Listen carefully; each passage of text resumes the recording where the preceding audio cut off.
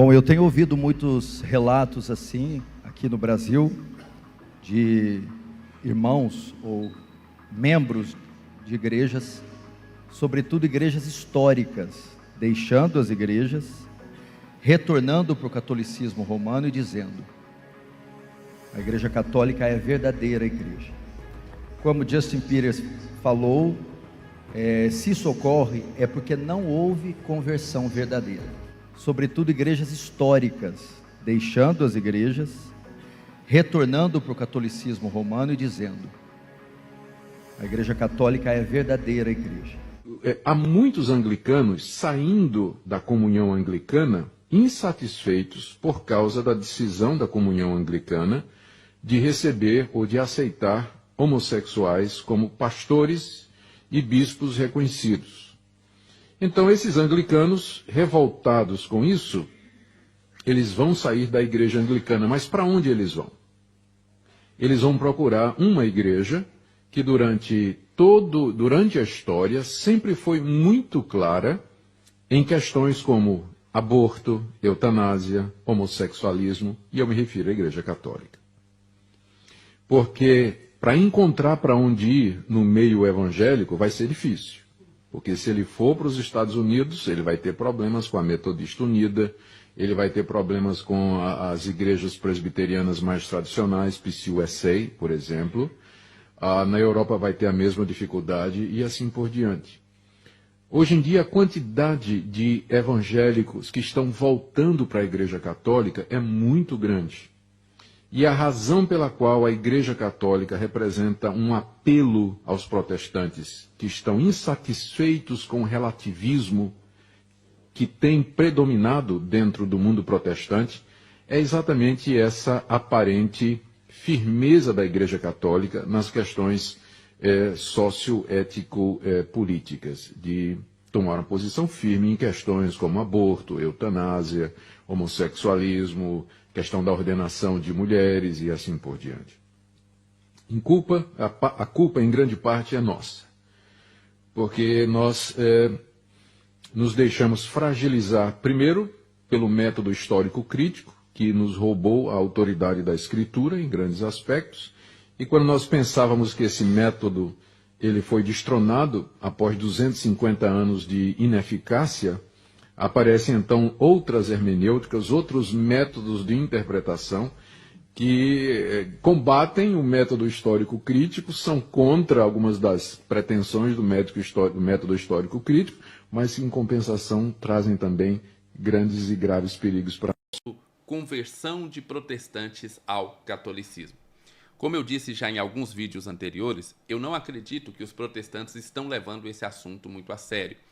E por isso, então, eu decidi levar esse assunto muito a sério, estudar sobre ele e trazer aqui para o canal uma série de vídeos onde eu vou tratar sobre esse assunto. Como nós, protestantes, podemos prevenir ou nos vacinar contra esse tipo de conversão. O que nós podemos fazer para que os membros protestantes não caiam naquilo que eu acredito ser o erro católico, o erro de ir para a Igreja Católica e professar a doutrina católica. Quais são os motivos que levam um protestante a se converter ao catolicismo, obviamente do ponto de vista protestante? Já tem algum tempo eu tenho estudado esse assunto e eu tenho visto diversos materiais que falam sobre esse assunto. No Brasil nós temos poucos materiais que realmente vão relatar sobre isso, mas lá nos Estados Unidos, os americanos levam esse assunto muito mais a sério. Nós temos então diversos pastores que falaram sobre isso, que escreveram sobre isso, e eu vou trazer para vocês aquilo que eu acredito ser os principais elementos desse tipo de conversão. O que leva um protestante a se converter ao catolicismo? Comumente está sendo chamado de conversionite. É uma espécie de neologismo, né, para essas conversões de protestantes ao catolicismo. Em primeiro lugar, nós vamos falar sobre o próprio erro protestante. Existe muito erro na área protestante ao produzir um evangelho superficial, subjetivo e hipócrita. Então, nós temos hoje, dentro do evangelicalismo, principalmente o evangelicalismo brasileiro e também o norte-americano, muita hipocrisia dentro do evangelho. E os membros das igrejas, vendo essa hipocrisia, vendo esse evangelho superficial e subjetivo, eles acabam procurando algo que tenha uma tradição intelectual mais robusta. E, obviamente, vão encontrar no catolicismo romano exatamente essa tradição intelectual mais robusta. Então, imagine um membro de igreja que vai todo dia ali para a sua igreja, estou dizendo de protestante, e de repente ele começa a perceber que o pastor dele é muito subjetivo. Mais do que isso, é um evangelho muito superficial, muito voltado para o homem, muito voltado para aquilo que ele busca no sentido de sonhos pessoais e mundanos.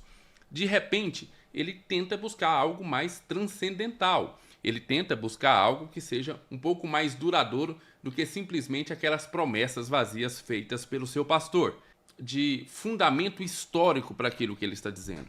Muitos pastores das igrejas protestantes de hoje acreditam que o evangelho nasceu junto com a sua igreja, que ele redescobriu o evangelho ali quando ele então fundou a sua igreja. E muitos membros acreditam nisso.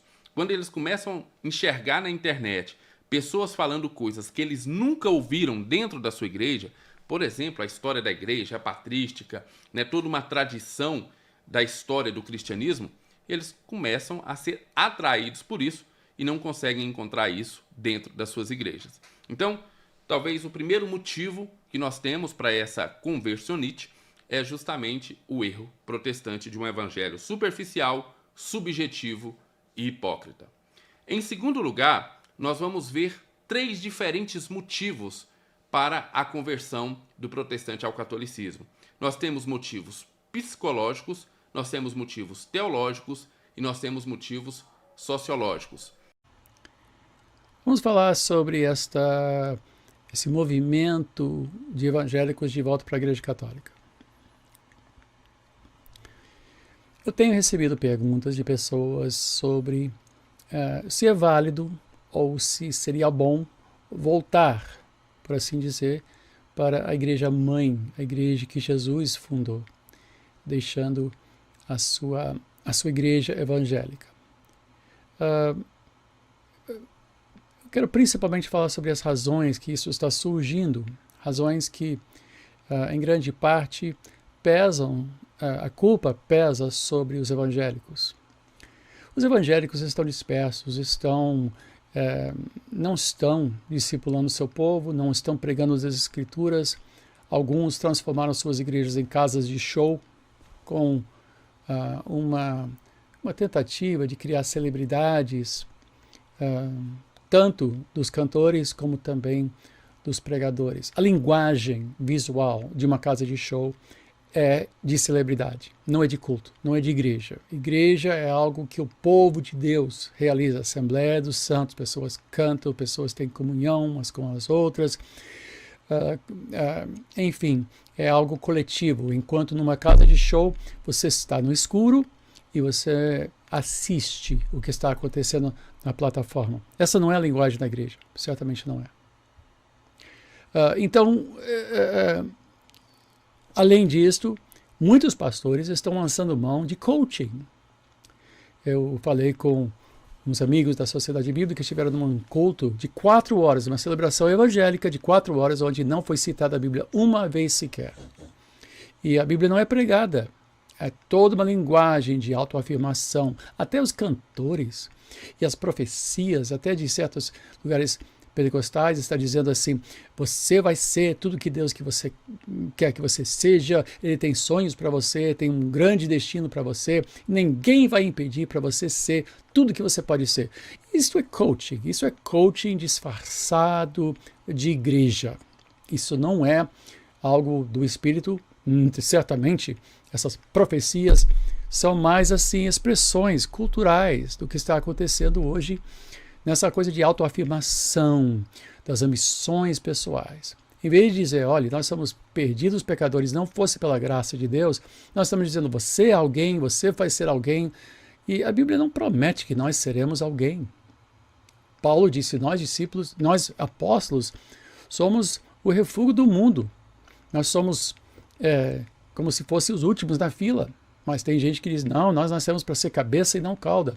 Então essa afirmação de sonhos, afirmação de identidade, afirmação de destino grandioso aqui na Terra, não é bíblico. Não é bíblico. Então a igreja perdeu o rumo. enquanto alguns líderes muito influentes estão desmerecendo a Bíblia, dizendo que ela não está atualizada, que ela precisa ser atualizada, que ela não é suficiente para fé e prática. Estão desconstruindo a Bíblia e estão sendo aplaudidos por muitas pessoas, porque são muito habilidosos, falam muito bem, se expressam extremamente bem, são populares. E a igreja está se perdendo em questões como justiça social, estão politizando a igreja, estão bandeando para política partidária, estão secularizando a igreja, estão fazendo da igreja um lugar mundano, pelo show, pela psicologia barata, pelo abandono das escrituras, sem falar da prática da fé cristã, que tem que ter embasamento na Bíblia. O discipulado bíblico, puro, simples. Enquanto isto, há discípulos de Olavo de Carvalho muito bem articulados que estão dizendo, olhe, vá trabalhar, tenha uma carreira, case, tenha filhos, defenda a sua família, seja patriota. Ou seja, eles estão colocando em prática um ethos católico antigo, já, né, família, pátria, fé, e pessoas estão dizendo, olha, gostei. Tem rapazes que estão dizendo, olha, esses caras são machos, eles são cristãos de verdade. Não fala-se de devoção aos santos, e pessoas dizem, será? Porque a patrística... Gente, temos que entender que a reforma voltou para o ensino patrístico, abandonou o catolicismo medieval e voltou para a patrística. A patrística é a base. Quem Calvino mais citou nas institutos da religião foi Agostinho, né? O grande teólogo da Igreja Católica por 1200 anos, até que veio Tomás de Aquino. E aí o tomismo assumiu e a coisa se desvirtuou.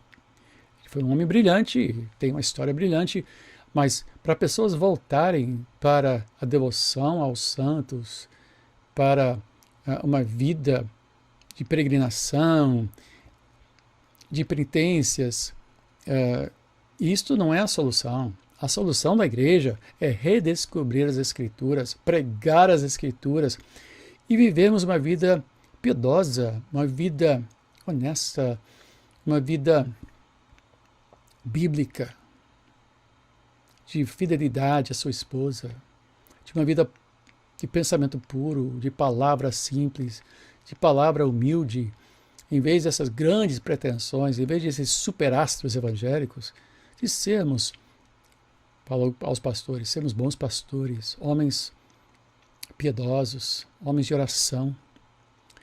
Eu falei com um amigo da Sociedade Bíblica, ele fez uma enquete e descobriu que, eu acho que 40% dos pastores do Brasil, evangélicos do Brasil, nunca leram a Bíblia de ponta a ponta. Nunca leram a Bíblia. 40% dos homens que ocupam os púlpitos. Fora isso, você tem jovens pregadores que estão pregando com muita ira, com muito fel, com muita força, e parece que são ótimos. Mas não há sofrimento, não há misericórdia, não há lágrimas nas suas palavras. E o povo evangélico está perdidinho, está confuso. Eu oro pela igreja, porque nós precisamos de um avivamento urgente. Um avivamento não de festa, não de encher o Maracanã, mas de igrejas dobrando seus joelhos, orando, buscando a Deus, se arrependendo dos seus pecados, socorrendo pessoas, estendendo a mão, falando de Cristo para pessoas perdidas, em vez de tentar eleger seu candidato que acham que vai defender as suas causas. Meu Deus, a volta para a Igreja Católica não é a solução. A Igreja Católica hoje é uma mistura de muita coisa, inclusive com grandes problemas, enormes problemas, que muitos evangélicos não têm nem ideia. Nem ideia. Mas os católicos têm tradição, têm uma aparência de devoção, só que é devoção às coisas erradas. Então, povo de Deus, vamos orar, pedir a Deus o mover do Espírito e uma volta para um cristianismo verdadeiro, um cristianismo discipulado, uma vida quebrantada pela palavra de Deus. Vivermos nisso, dobrar nossos joelhos e chorar, porque nós estamos realmente numa situação deplorável e precisamos de um avivamento. Eu respondo perguntas no Facebook, no Instagram. Volto quinta-feira. Agradeço novamente as orações. Continuo com a minha quimioterapia. Vou vencer isso em nome de Jesus, espero. Creio e agradeço as orações de todos. Eu volto quinta-feira que vem. Que Deus te guarde, te abençoe nesses tempos tão difíceis. Oremos. Pastor, nos últimos anos tem acontecido um fenômeno que tem ocorrido no mundo todo. Brasil, Estados Unidos, uma parte da Europa também tem acontecido, que é o retorno de protestantes para o catolicismo romano. Como o senhor explica esse moderno fenômeno de evangélicos que estão migrando para a Igreja Católica Romana? E por que os evangélicos estão fascinados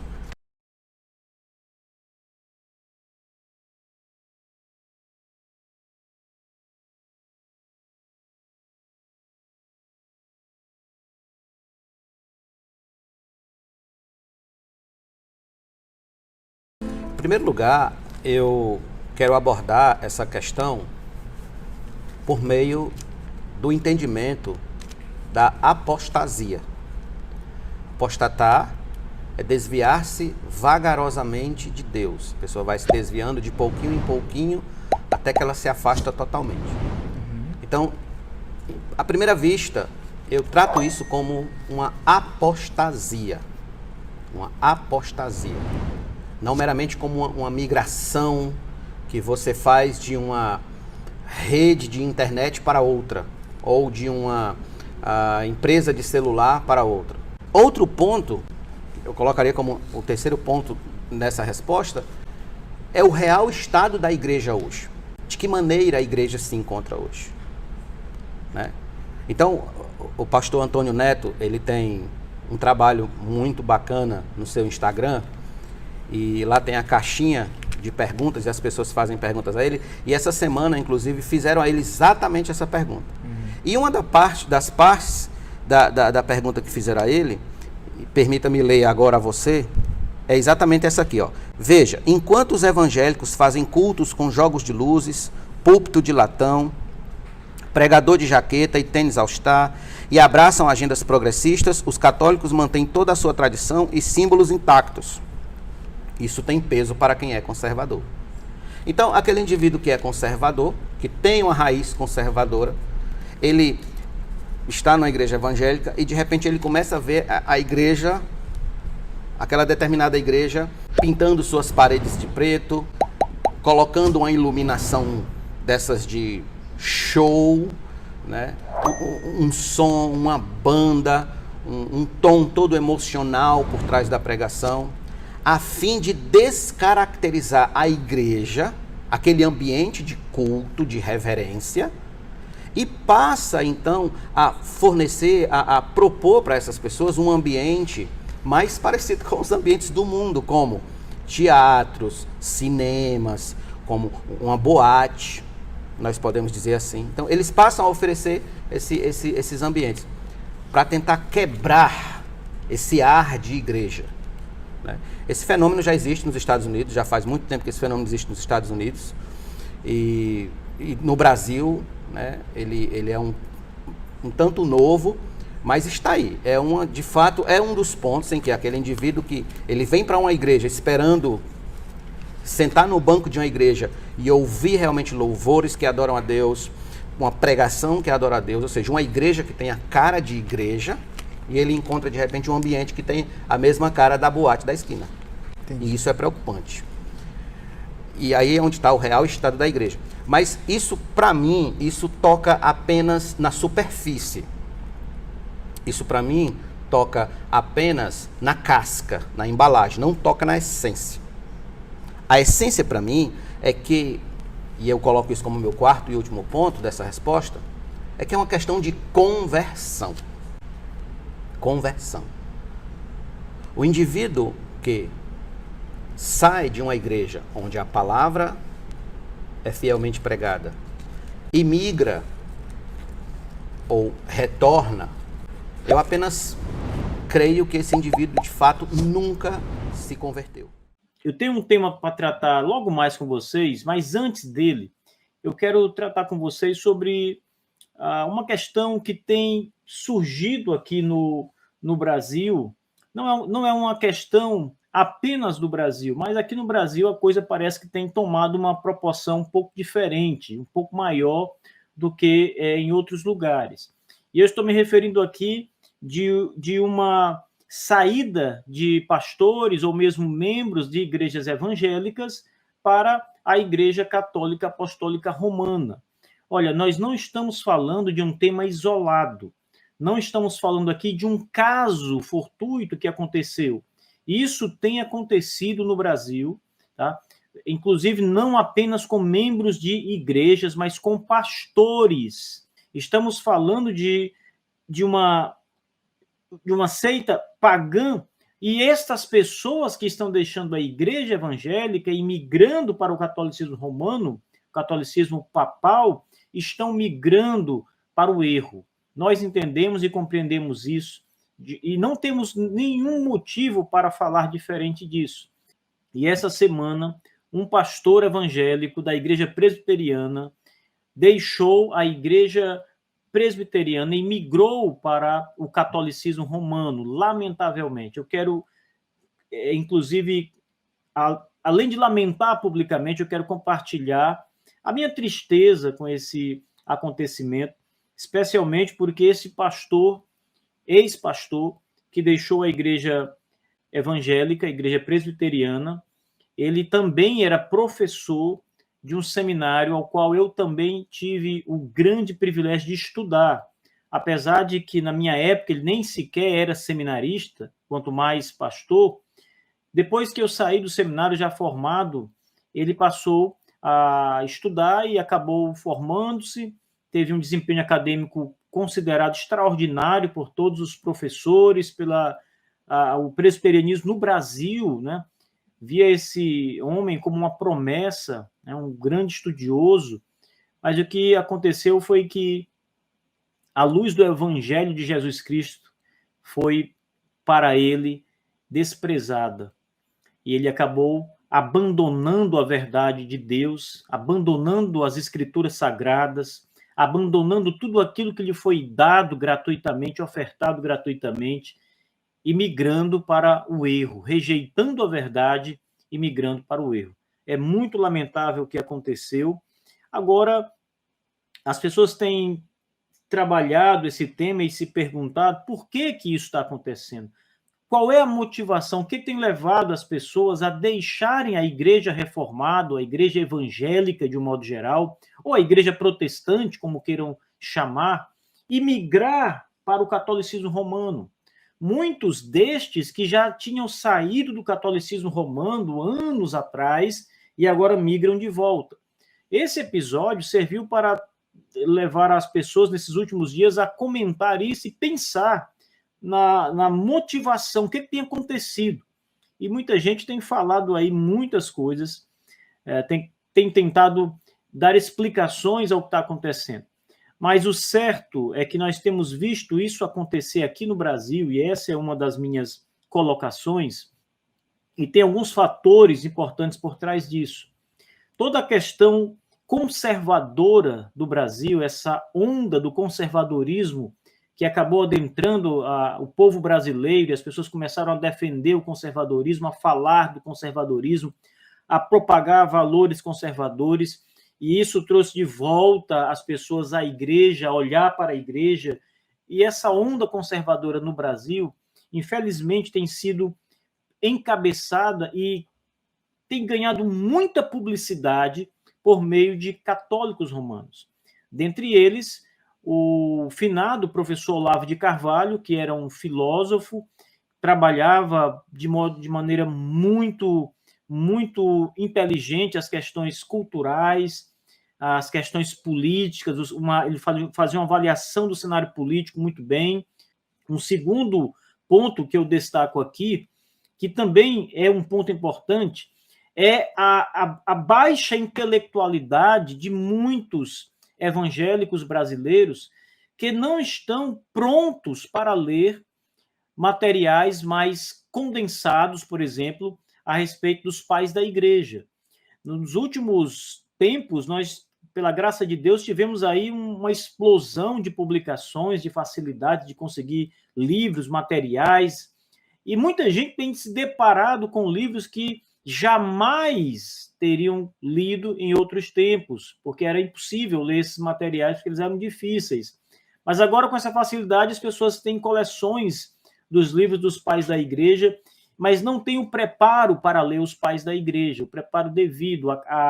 É como se você não tivesse preparado para comer carne ainda, porque se você tentar comer, você vai morrer engasgado, e você então vai tentar consumir um alimento mais sólido, um alimento que tem ossos, que tem espinhas, e você não está preparado para isso e acaba comendo aquilo e comendo ossos e espinhas e se engasga e acaba morrendo. Isso tem acontecido, infelizmente, devido ao baixo preparo histórico, ao preparo patrístico desses homens que têm buscado estudar a história da igreja, mas têm acabado se envolvendo de uma maneira equivocada. Olha, os pais da igreja são muito importantes. O estudo dos pais da igreja é muito importante. O Tourinho trouxe aqui um áudio, mandou um áudio aqui para a gente, para mostrar um pouco a opinião dele sobre isso. E ele vai destacar aqui a questão tomista, aristotélica. Deixa eu mostrar aqui o que o Tourinho falou acerca disso. Ouçam com atenção. O áudio aqui é um pouquinho longo, né? Mas vai valer a pena. Escutem aí o que diz aqui o nosso irmão Tourinho sobre isso. Graça e paz, pastor. Que bênção estar falando com o senhor. Pastor, em minha opinião, essa debandada, apostasia, esse não é uma volta, mas um recuo à Igreja de Roma, um retrocesso, né, que nós já viemos de lá. Então, voltar para lá não vai ser voltar ao melhor, vai ser regredir. E, infelizmente, um dos pontos fracos do protestantismo moderno é que ele não dá mais ao cristão, àquele que é signatário do protestantismo, uma identidade.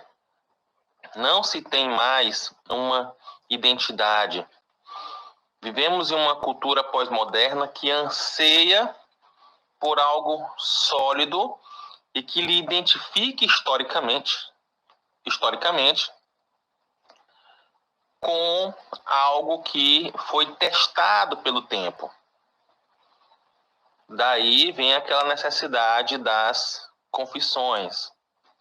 Mas, acima de tudo, devemos ter em mente que o protestantismo, ele é histórico.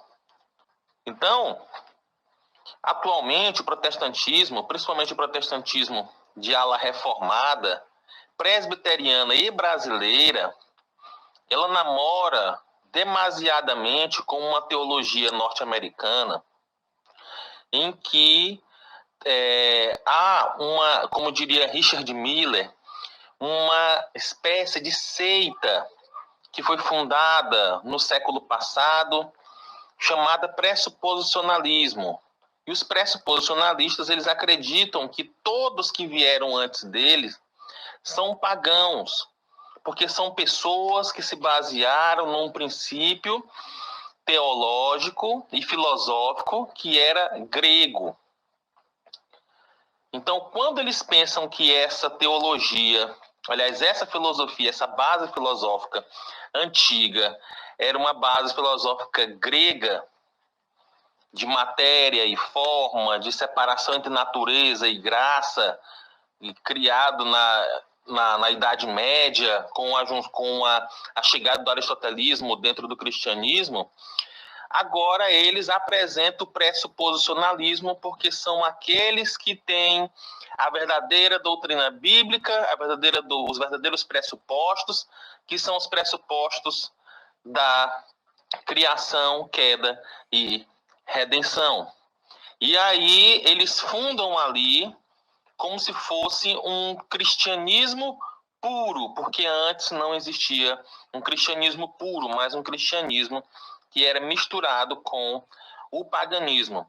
Então veja, quem está imerso com os autores como Herman Doiver, como Cornelius Van Til, como Gordon Clark, o Rosas Rushdon e mais outros, Gary Crampton e mais tantos outros autores que choveram aqui no Brasil, que são pressuposicionalistas, eles certamente, quando se deparam com a filosofia de Roma ou com a filosofia lá de Constantinopla, eles acabam por perceber que a filosofia é robusta, que eles oferecem uma identidade, que eles oferecem raízes históricas, que eles oferecem uma ideia de uma igreja que foi testada pelo tempo e que eles, sim, estão mais próximos de uma fé da igreja antiga.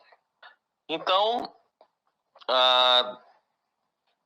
o problema é que nós nos afastamos da teologia histórica, nos afastamos da fé histórica protestante e, infelizmente, alguém está ocupando esse lugar, trazendo uma fé histórica, uma fé robusta, uma fé dos santos.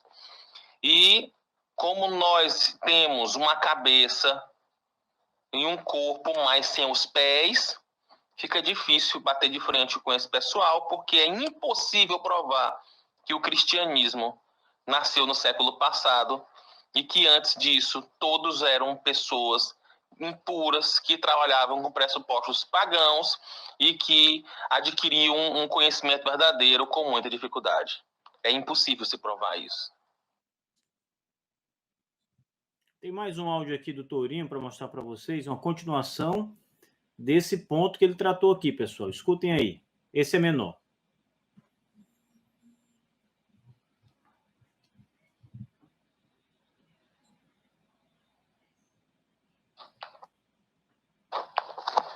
Por outro lado, dentro da fé protestante, nós não temos somente esses que trabalham com filósofos modernos, mas nós temos aqueles que abandonaram o princípio de sola escritura e trabalham com nuda escritura, ou seja, não somente as escrituras, cada um deve olhar por si a escritura, nós não devemos pensar que há documentos, que a igreja é guiada pelo Espírito Santo e que tenha documentos que ela possa decidir a respeito de uma interpretação correta para o irmão leigo, para o membro leigo.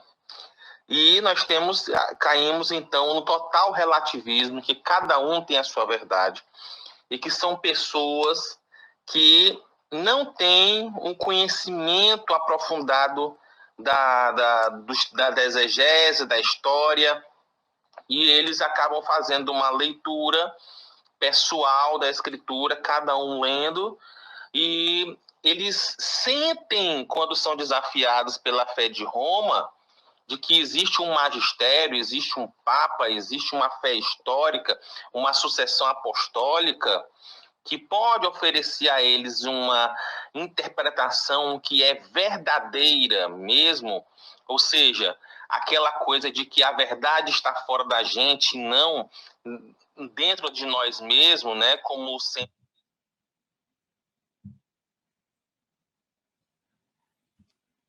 Acabei perdendo aqui o áudio do Tourinho, pessoal.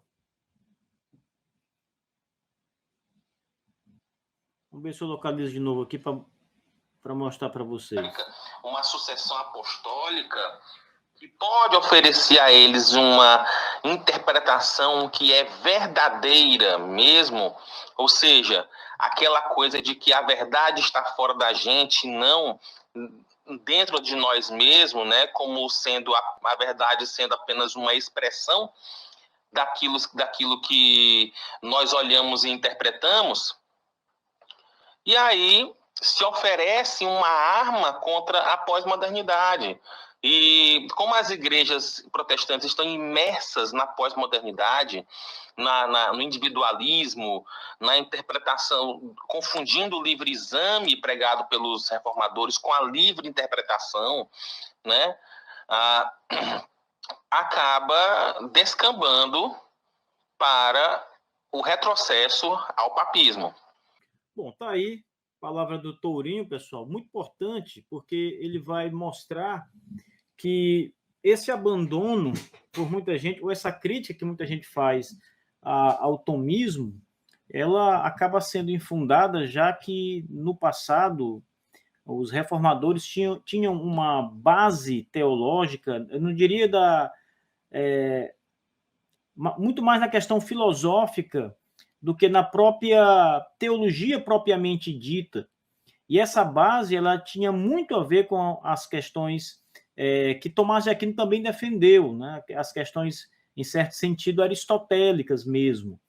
E hoje essas bases estão sendo abandonadas, né? E os erros que isso vem trazendo à igreja não são apenas esses do abandono que muita gente tem adentrado, abandonando a igreja reformada e partindo para uma igreja papista, uma igreja católica apostólica romana. Essas coisas todas são lamentáveis. É preciso, mais uma vez, repetir que os nossos pais, falando agora aqui sobre os batistas, foram enfaticamente precisos em destacar o catolicismo romano como uma seita, o Papa como uma seita. Portanto, é preciso, mais do que nunca, neste momento, pregar enfaticamente a verdade do Evangelho contra a heresia católica romana, contra as mentiras da Igreja Católica Apostólica Romana, como fez Lutero, como fez Calvino, como fizeram os nossos pais batistas no século XVII, como fizeram os presbiterianos no século XVII, como fizeram os congregacionais no século XVII.